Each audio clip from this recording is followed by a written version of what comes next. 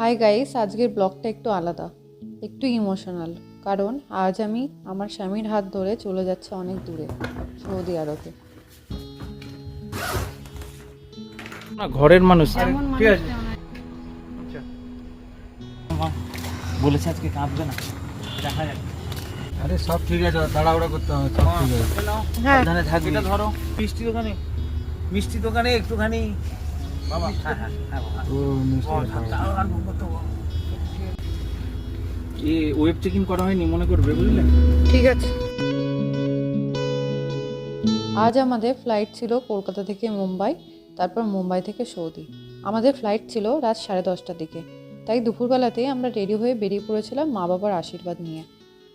মনে হচ্ছিল এইটুকু সময়ই যেন কতটা মূল্যবান, কারণ সামনে যে কত দূরের পথ অপেক্ষা করছে।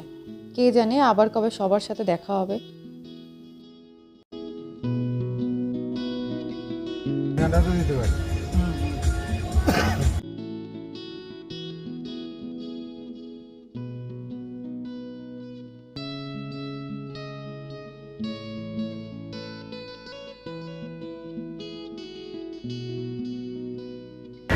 চলো।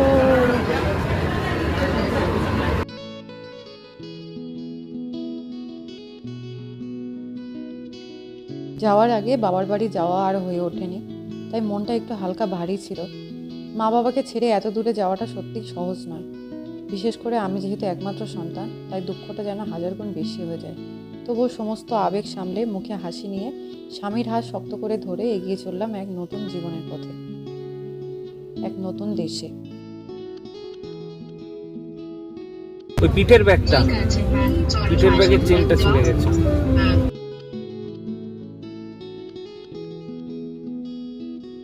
টাটা কলকাতা।